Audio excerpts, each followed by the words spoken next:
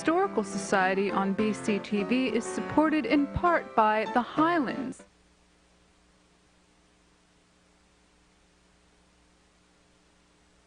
Hello and welcome to the monthly program of the Historical Society of Berks County.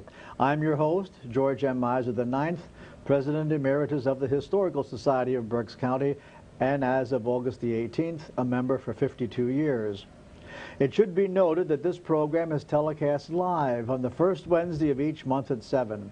It repeats Friday at 10, Saturday at 6, and Sunday morning at 9. This program can also be viewed live on BCTV's website and the website of the Historical Society of Berks County. Welcome all to our October 2011 program. Seated to my right is Kimberly Richards, the Society's archivist and director of the Henry Johnson Library. And to her side is Joshua Blay, curator and associate director of the Historical Society. Hello, George. Hiya. Our museum, Henry Johnson Library Museum Store, open Tuesday through Saturday from 9 a.m. to 4 p.m. Our museum store has our usual complement of gifts, craft items, and books on a number of subjects covering many aspects of Berks County history. Whether you're looking for the right gift or something for yourself, you'll be hard-pressed to walk out empty-handed. Stay tuned for some spooky specials later in the program, as you might already see on the screen there. We remind viewers that for $40 a year, you can be one of us, a member of the Historical Society of Berks County. Membership in the Society includes our prize-winning magazine, the Historical Review of Berks County. Membership includes unlimited use of the museum and library. Incidentally, family memberships, all living within the same house, are $50 a year. And while we're on the subject of memberships, George, remind those of you at home watching that BCTV is a survivor and a tough venue and a unique entity in that it's interactive. You're encouraged to call in with your questions and comments to 610-378-0426. Why not salute BCTV for all the great shows it provides to Reading and Berks, and send your check for $35 for a year's membership. Mail your check to BCTV, 645 Penn Street, Reading 19601. Remember, time passes, but operating expenses never go away. You can see on the bottom of the screen there, bctv.org. That's their recently revamped website. It includes a lot of local links to local news programs and articles of substance. You can sign up for their email accounts, for their email newsletter, for local happenings around the area, and also see how you can follow them on Facebook and Twitter. Cool. Now, totally exciting news. Passing Scene is in production and will be available in 5 to 6 weeks. It's the middle of November. Volume 19 will contain more photos than any other book in the series, thanks to the inclusion of many inset pictures to show how the sites look at the present time. So we have before and after pictures. A substantial number of the sites shown have 2 insets for greater visual explanation. Without a doubt, the graphic quality of 19 will be the best in the series, and that's saying a lot, as last year's Volume 18 was exceptional. As was the case in all books, the Passing Scene series, there are 272 pages, 2,000 entry index, which is being worked on daily, encyclopedia quality paper, and photo captions that tell the complete story and provide exact locations. That's where the site is today. I lost my place. So it's if they're not there, George tells you where you can find them. Volume 19 is probably one of the biggest books, picture books that to date, and with detailed commentaries on all illustrations. Now, we can't stress this enough. Once it's printed, it's once and done. I can only remember once or twice that we've ever reprinted previous volumes, George. Correct. So people ask us all the time, when are you going to reprint and such and such? I'm sorry, but we just don't reprint them. So if you're interested, please order a copy today. Now, Volume 19 sells for $49 pickup, or if you wanted to ship it out to you, it's $57. We've had a lot of phone orders. I just took 2 at lunch today to give Judy a chance to have a bite to eat for lunch. But you can also do your books by mail. We can accept credit card over the phone. Otherwise, you can send a check or can stop in with cash or check. just give us a call at the Society, 610-375-4375. We're also going to have 2 autograph sessions. People have been asking about autograph sessions. They're going to be in the first 2 Saturdays of December. We'll have a bit more details, but that first Saturday will be all day, and the second Saturday will be the afternoon, because we're going to have a very distinguished guest in the morning. Ah, I can hardly wait.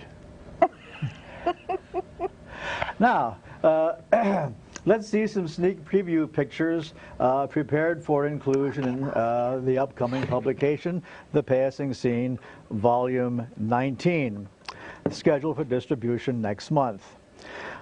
Okay, let's see some pictures. What I've done, a quick comment about what you're going to be seeing. What I have done is I've taken, I've scanned some of the printouts, so you're not seeing exactly the quality that you would see in the book, because these are printed out on regular paper. But it'll give you a general idea of what the layout looks like, and it's the first time that I've actually done that. The first picture we're seeing is the Kunkel log cabin. Quick comment about the Kunkel brothers. There were actually 4 brothers at one time and 2 sisters, and in the course of time there were 3 left by the 1890s. They were known throughout Berks County as being real characters. They actually lived in that log building, and they lived and farmed exactly as people had done a century before. They were really rather eccentric, very frugal, and I underscore the word frugal. There are all sorts of stories. But what I found very interesting was that in 1894, the one commented that they had $20,000 in the bank on interest. And I did one of those inflation calculations. Do you know how much that is? How much that would be today in today's money? More money that is presently in my checking account right now, perhaps. Probably mine too. $500,000. Yeah, it's a few dollars more. In today's money. Anyhow, folks, take a really good look at that picture. That's where they lived. You really can't see it on the TV screen, but right at the door, the left side of the door, whatever they were doing, if they were working with a sickle, they rammed the sickle right into the wall. They propped their rakes and whatever against that door and went in. So what happened to the money then? Well, we're coming to that. We go in the Yeah, it was down to one brother in 1909, and he passed away 3 years later. And I'm going to guess it went to the relatives, because the 5 children never married. So whatever was there went to relatives. But now take a good look at that picture, because the next picture you're going to see is what was sent to me to use for this story. I still can't figure out why someone took a ballpoint pen or whatever they did and went around that window. I like when they color in eyes and hair. But anyhow, when I got that, I thought, good heavens, will that ever be usable? I spent about 2.5 hours, and if you can go back to one, Kim. And that's what I got out of it. Not enough nice things can be said about Photoshop, because without Photoshop, even in the days of when I used to do some rather interesting things photographically in the darkroom with chemicals and certain exposures and certain film, I would not have achieved that in the darkroom. It was just absolutely impossible. But you lose the chemical high, though, George. Yes, that's true. But I don't have to scratch anymore. That fixer was wicked stuff. Anyhow, I wanted you to see what you actually have to do to make a picture presentable. And again, that's what I received in the mail. And how big was it? 6 by 9, I mean 5. It was smaller than 8 by 10. But it was, yeah, that's what I got. Anyhow, a little more about the Kunkel brothers. It was a very, very interesting family. Originally, the farm was something like 600 acres, but as time went on, because of their father selling off some things and grandfather selling off some land, I think it was down to about 155 acres at the time that that the fellows began to peel away. One died about 1904, one about 1906, and the last one was, I guess, was Samuel, and he made it until 1912. What I found remarkable was that they actually lived to be pretty old, considering the circumstances under which they lived. By the way, the 5 of them originally all slept downstairs. And the comment was that the addition to the building on the right-hand side looked as old as the log portion itself. Anyhow, the next slide, Kim. Those are the Kunkel brothers, left to right. We have Michael, who was born in 1835 and died in 1907. I said Samuel was the survivor. No, he wasn't. Samuel was born in 1827 and died in 1903. He's in the middle. And it was Nathan on the right who died in 1912. He was born in 1830. So again, they did fairly well considering the conditions under which they lived. And I doubt whether they called the doctor a whole lot. Because they didn't get $20,000 in bank on interest by calling the doctor. The next picture, Kim. This is a very interesting picture, I think. I had looked for this, and for a while I had a copy, and I just couldn't lay my hands on it. I found this of particular interest because many of you who follow the Historical Society's program and who follow the activities of the Historical Society know that we've had for a number of years the 3 and the 4 Centuries tour.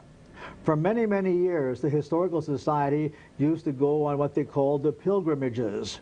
They would go at a certain time of the year. This was the pilgrimage of September 1920, and those people standing there on the right-hand side were all members of the Historical Society.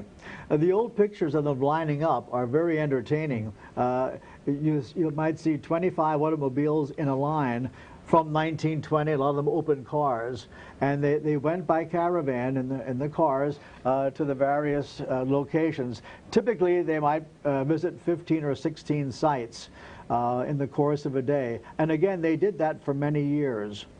So that's the Historical Society on their pilgrimage of 1920. And the comment that followed that caption said that it was a talk given to the members at that time by Squire Kunkel. Now, I'm not sure exactly who Squire Kunkel was, but he was the fellow who gave the talk. Again, it was a real curiosity, that building, and the way they lived, even at the time that they lived there. But that's the last picture that I know to have been taken of the Kunkel cabin.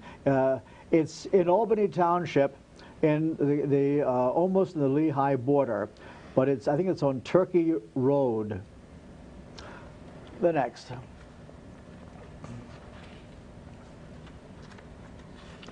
Okay.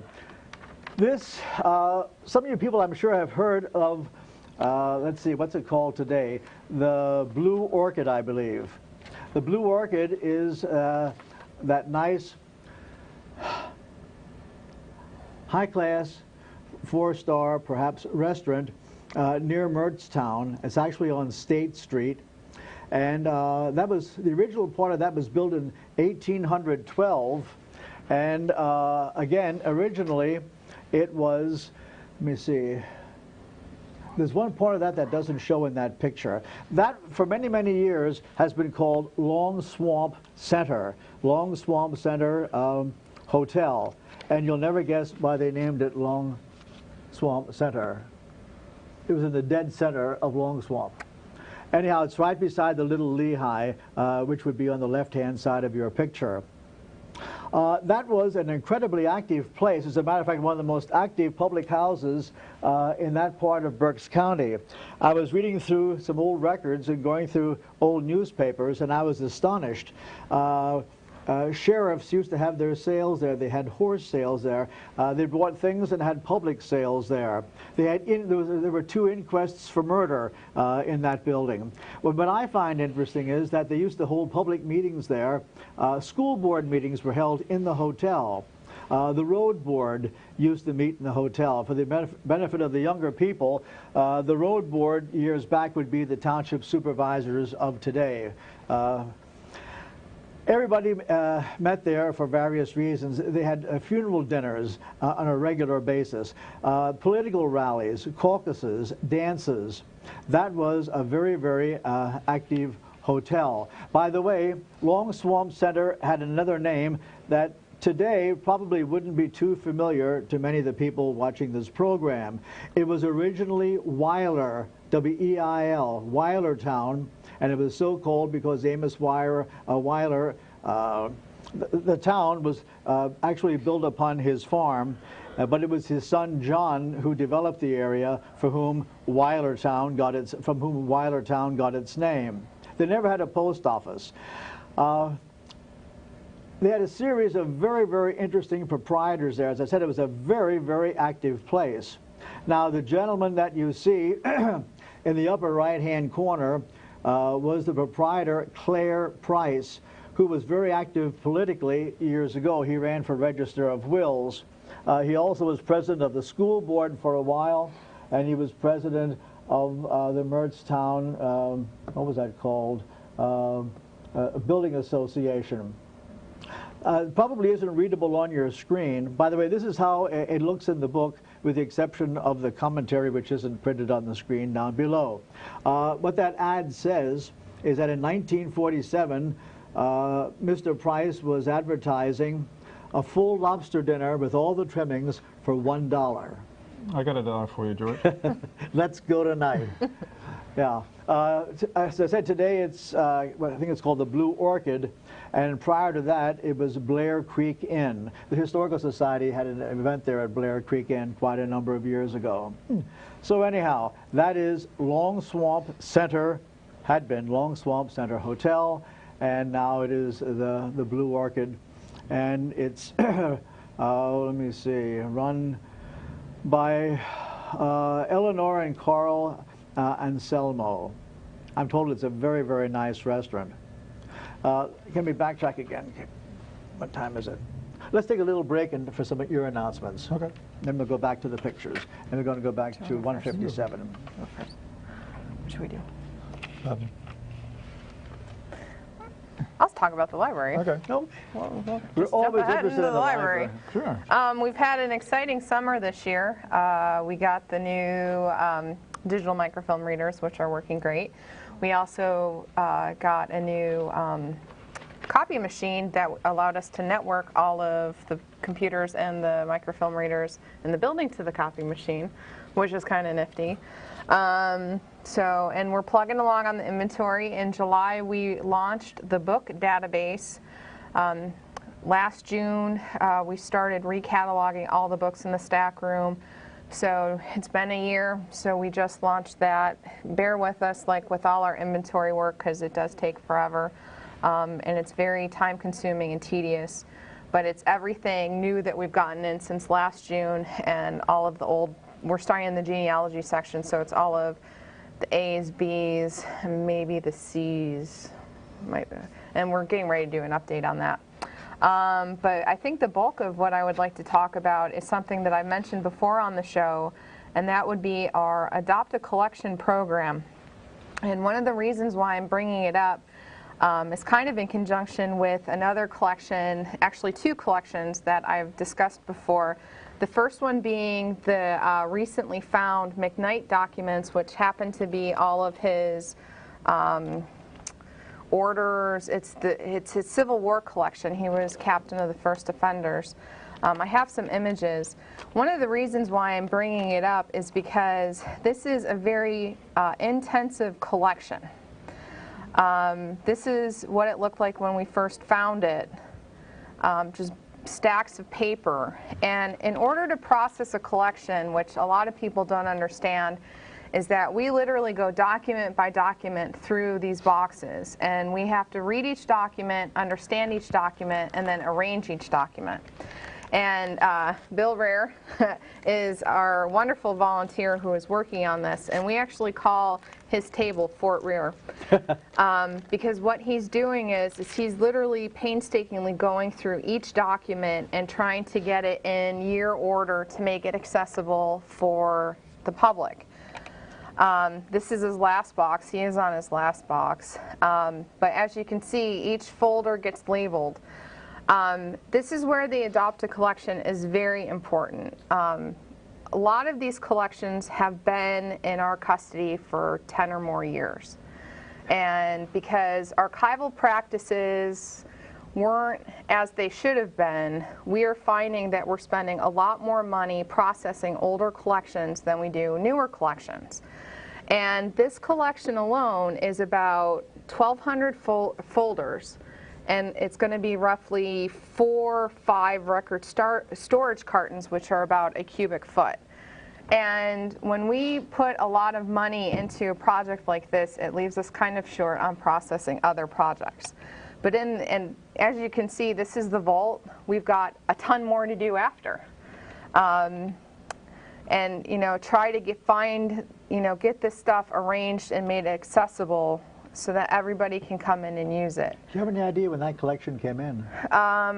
The first part, his field desk with all of the field notes were donated by him sometime in the late 60s, early 70s. Now, we didn't start really actively collecting until the 80s or 90s, but it was one of the first things that got donated. And then later on, another portion of his collection was donated. In the 1860s, is that what you're saying? Yeah. What Kim isn't aware of, that when we moved from the original building where the post office in Reading sits, original building was on Court Street between 5th and 6th on the north side. When they left that building, they went over to the Bowman Mansion in 4th, near 4th and Court, and things were taken that were in that building and they were put in the attic of the Bowman Mansion.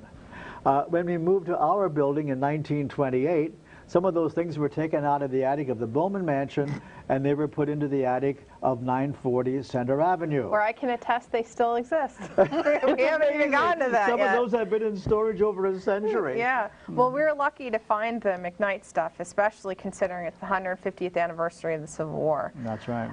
But if you take a look at the next picture, this is our preservation at work. These were the Taufscheins. Those are the the German birth baptismal certificates. And trust me, when I got here, it did not look like that, and that was a year and a half worth of work. And now they're all nicely organized. The weight is equally distributed on each document, so the documents aren't being crushed. What happens is we usually open up a drawer such as this, which is our deeds, and find things expand out as we open up the drawer. Or we can open up the drawer. And then we have to go in and start organizing and processing it. But it's we are actually now starting to need help with this. It's not just volunteer help. If you're interested in helping to save these collections, please consider adopting a collection. Or at some point we're gonna hit a dead end and not be able to go any further, which will be a shame because we're finding some really neat stuff. Mm-hmm. Very historic significant stuff. Collection. Yeah, these are the deeds. Mm-hmm. And we have a lot of original pen deeds. Some of the pen deeds we actually still have the full seals, the wax seals. Mm-hmm. And some of those things were never recorded. Right. Mm-hmm. Or some of them were recorded as in the Yost Yoder deed as early as 2009. One of the deeds that was unrecorded, Fred Sheeler asked to see and recorded it, so we just recently got a deed recorded. But if you're interested, please contact us. If you can't donate some time. We have plenty of work to do, and it's a fun atmosphere, and we try to have fun and get some work done at the same time. And you learn a great deal. We do, every day. It's never a dull moment. And you always tidbits of little Berks County history here and there. You can't walk out of the library without having learned something. True. Shall we zip back for a couple more pictures, then we'll zip it? Sure. Okay.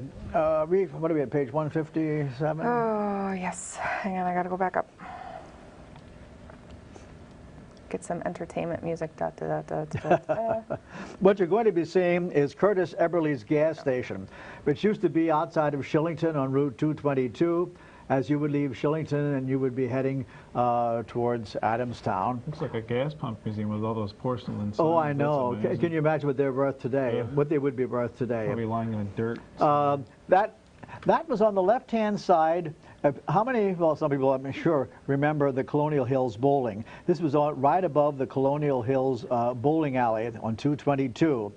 And that picture was taken about 1929, and we have to thank Robert F. Kaufman for making this picture available to us.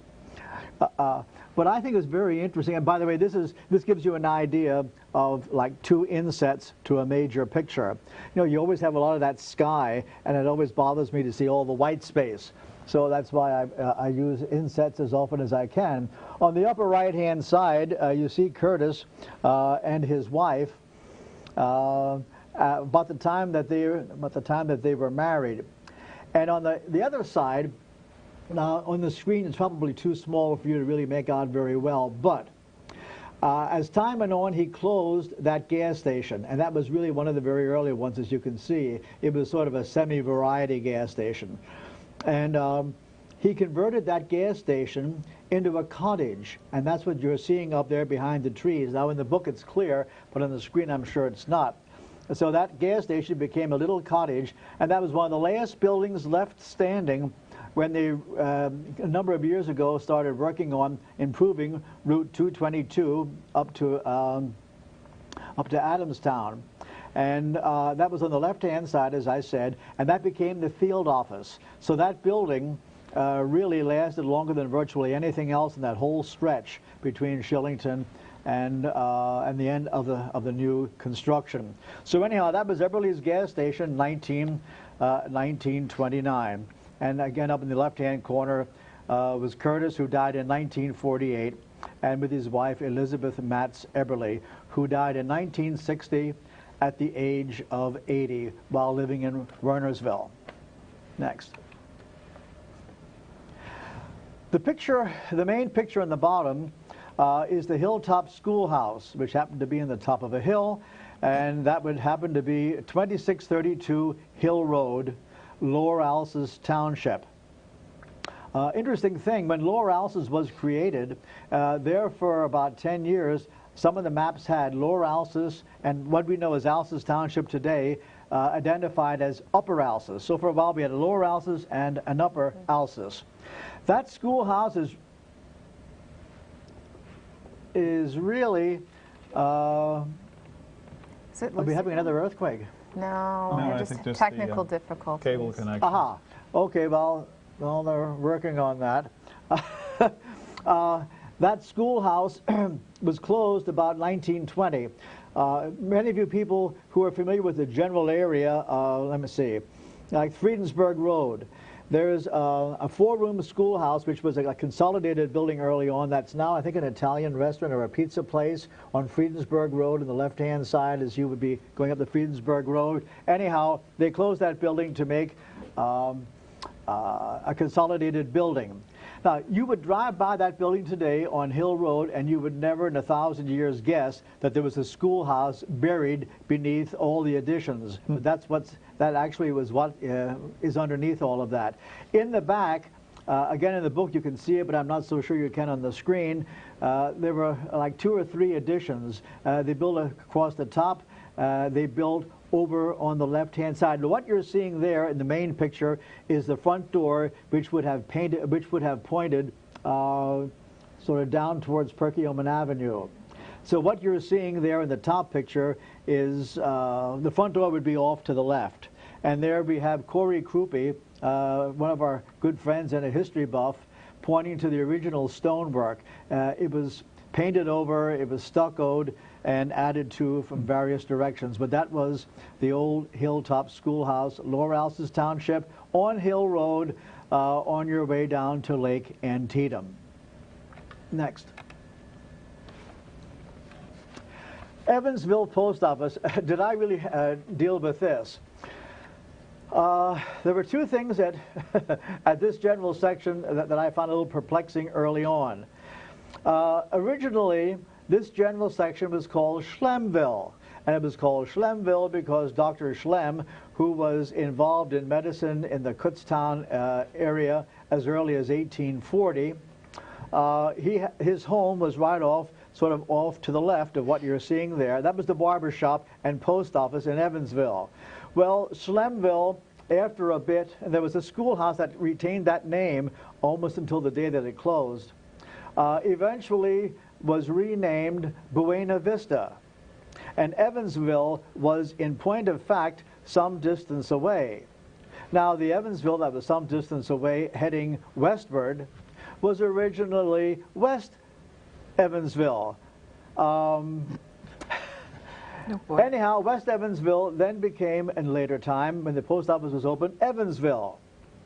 And when they took Evansville for the Lake on Ohlone project, they moved the Evansville post office to what had been Schlemville and latterly Buena Vista. I would have a headache by now. Do we all have that? Anyhow, that's what I was dealing with. There'll be a test later. There'll be a test later. Yes, the gentleman that you see up there on the left-hand side is Adam Dries, who was the area's barber and also the postmaster. He's handing some mail to one of his postal patrons. In the upper right-hand corner, you have the Schlemville / Buena Vista / Evansville post office building as it appears today. I didn't realize that virtually all those properties in there, including the old one-room schoolhouse, which was later made into a church, that's all owned by the cement company. So those things that are there, I guess, are there on borrowed time. Let's take a little break. I think there's a message. You're watching the Historical Society of Berks County on hsbctv.org. Be informed, be involved, be a member. For membership information, go to www.bctv.org/support/membership. For other information on local heritage societies and local history, go to bctv.org. The Historical Society of Berks County on bctv.org is underwritten by the Highlands. To find out how you and your business can support a program on BCTV, go to bctv.org. So you can see it better now. Yes. We thank the Highlands because they have been supporters of our program for a long time, and we really are very appreciative. Do we have a picture back? Yep. Yep. It's up. It's up. Okay. Anyhow, after Adam Dries retired, that was the end of the Evansville post office. He retired July the 29th, 1983, and it was at that time that the Evansville post office became part of the passing scene, and it passed. No more Evansville post office.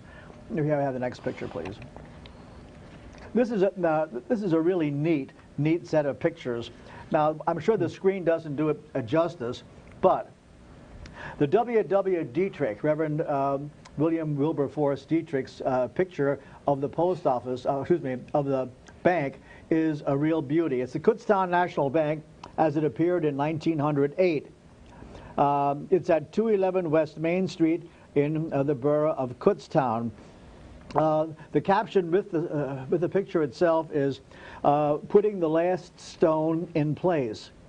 Now, if you compare that 1908 picture with the inset on the left, they should have put that stone in place a bit more securely because it's no longer there.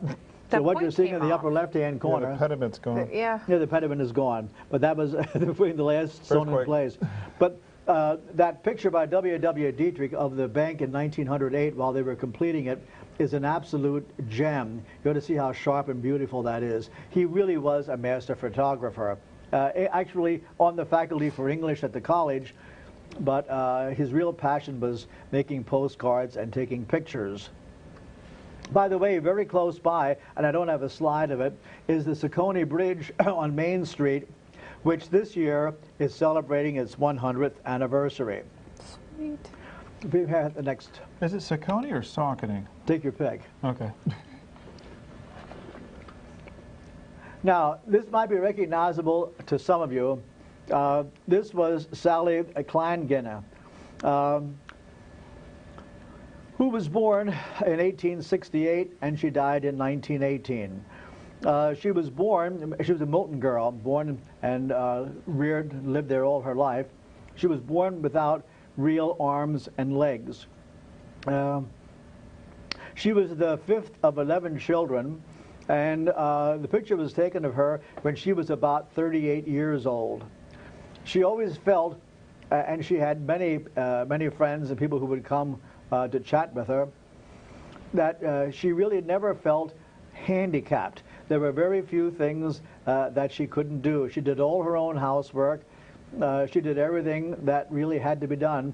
There was a little bit, some vestigial appendages on her body, but by and large, she had no real arms, hands, and legs and feet as we would know them. One of her comments was that she's as capable a housekeeper as can be found.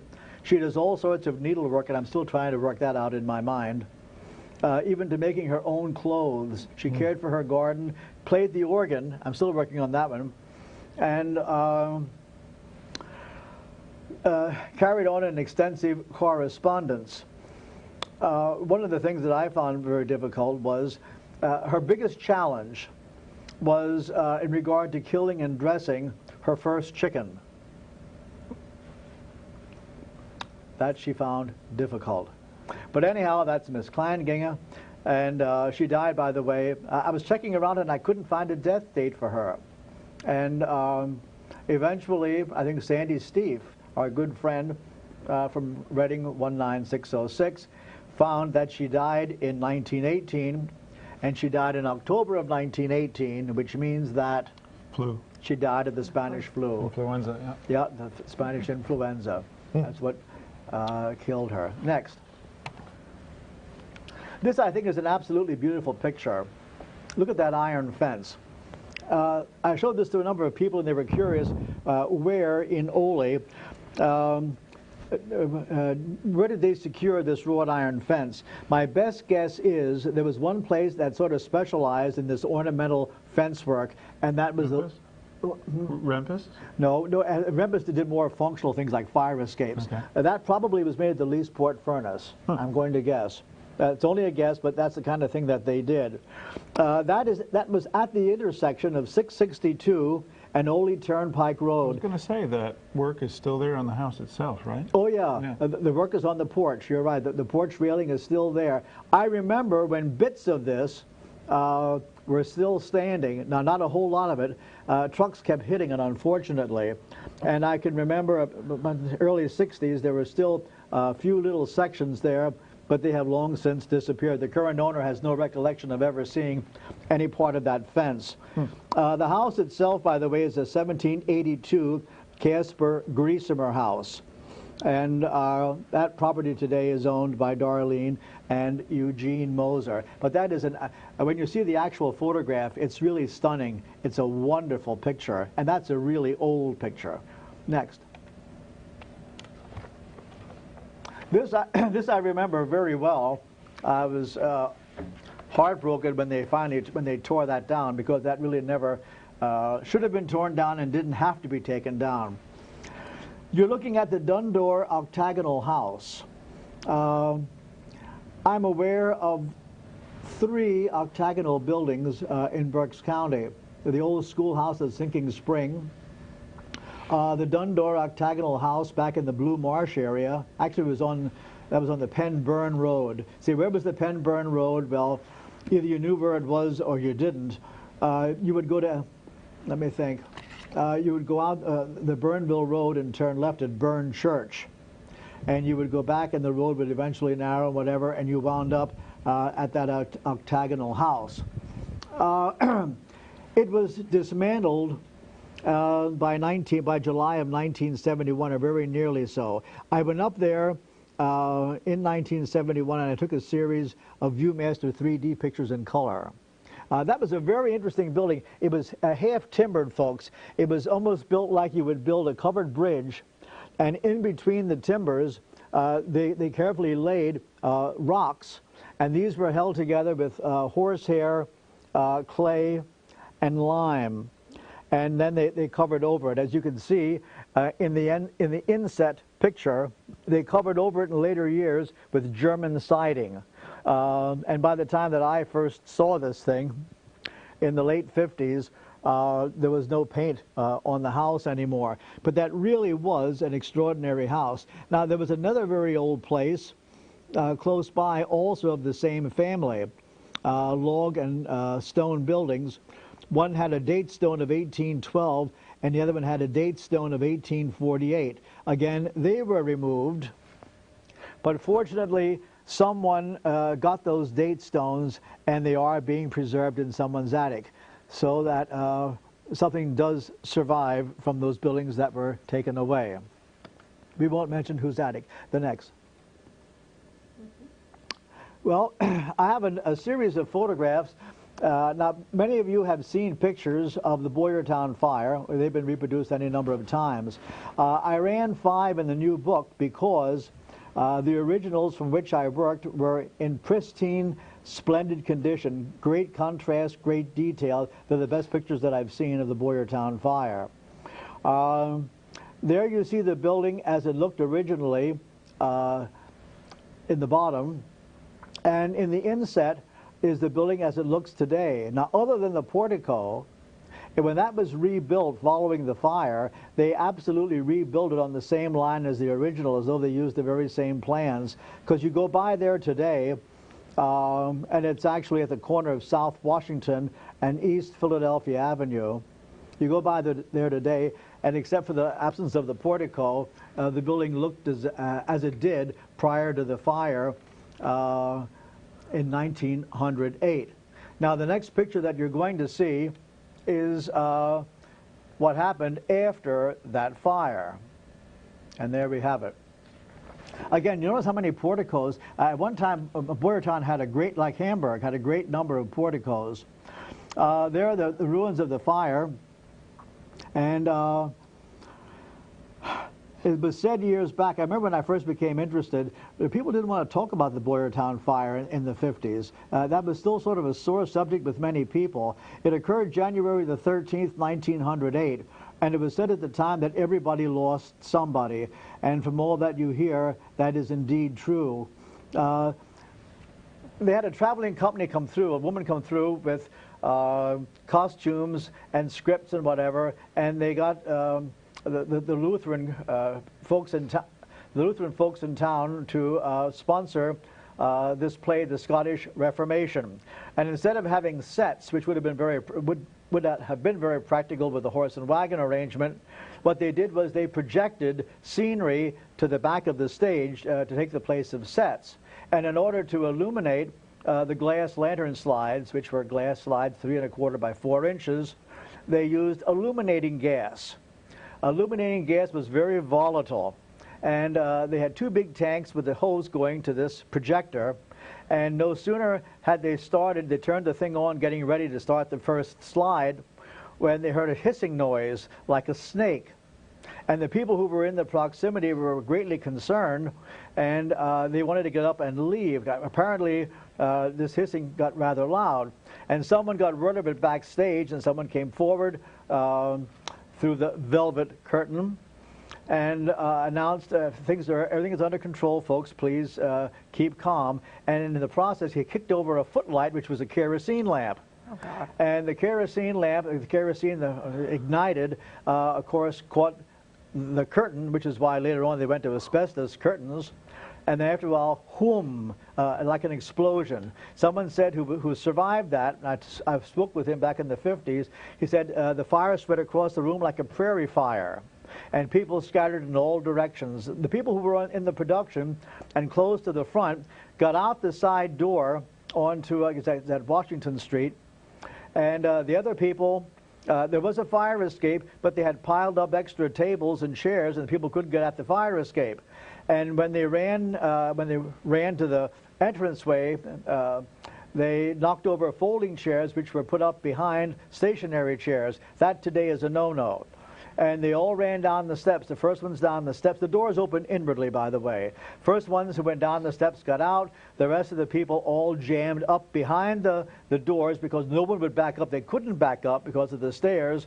and they suffocated in the stairway and in the building itself. So people sometimes, I've heard people say about what a horrible way to die, but I think before any of them, before very many burned, they had been asphyxiated. It was a very nasty situation. Let's take a little break, Joshua. Sure. Got a few things to talk about here. First of all, I just wanted to thank all of our homeowners, sponsors, and all of our volunteers, and of course our patrons that made our 4 Centuries tour held earlier this month so successful. You haven't heard anything but favorable comments, so I just wanted to thank everybody ever so much.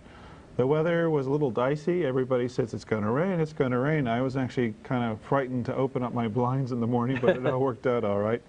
But thank you ever so much again for making that such a very good day for all. Our upcoming second Saturday program for October is actually coming up on the 8th, so hopefully you'll see the show either right now or on the Friday beforehand. This month we're going to be joined by Doug Strange. He's an historian with the Reading Motorcycle Club. The Reading Motorcycle Club, now based in Ole, is celebrating their 100th anniversary, but their roots date back to 1909. Believe it or not, they are the 4th oldest active club in the American Motorcyclist Association. Now, Doug himself, as we said, he's the historian. He's a longtime motorcycle collector and historian. He's on the board of the Boyertown Museum of Historic Vehicles, and he chairs a committee at the Motorcycle Hall of Fame in Ohio, and has worked with a number of museums on the motorcycle displays, including the Guggenheim Museum and also the Reading Public Museum. But that'll be on Saturday, October 8th at 10 o'clock. We always have a little continental breakfast beforehand at 9:30, but that's at 10 o'clock on the 8th in our main building there. Just in time for the Halloween season, we have our museum store specials for October. Charlie Adams, Berks County's own Charlie Adams, we have his ghost story history books. There's a few of them here on the table. There's actually 2 of them right here on the table. All of his books are 10% off. This black and white one on the other side, which is the Ghost Stories of Berks County, Book 2, I just noticed this when I put it up on the stand right before the show. Sleep tight tonight. So it's a little scary there. But all of his books are on sale. And we also have, in keeping with the season, the migratory bird season, I must have seen 100 geese fly over yesterday. We have our Hawk Mountain history book. Some of you might remember that we had a program back in January. We had somebody come by from Hawk Mountain, also with a live raptor. That was a very popular program for us. 2 of our newest additions, I only have one with me because the other one is so new we don't have it yet, but 2 of our newest additions to our museum store is a very popular series of gourds. George has a new friend over there. You might have seen it already in a couple shots this evening. If we can have a look at him. The Meadowbrook gourds, I think they're down near Lancaster County. They've been really popular. We've only had them for a short little while, and we've sold about 3 or 4 of them already. We just put a new order in, actually. As you can see, this is sort of a candy dish, but you can use it whatever you'd like. The M&Ms are not included. We'll be lucky to leave here this evening with any of them intact.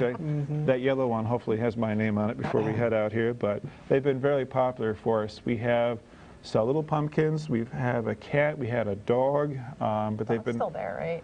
I think so. I know the cat sold. Oh, the cat sold today? No, the cat. We had a dog and a cat. The cat, I think, already sold.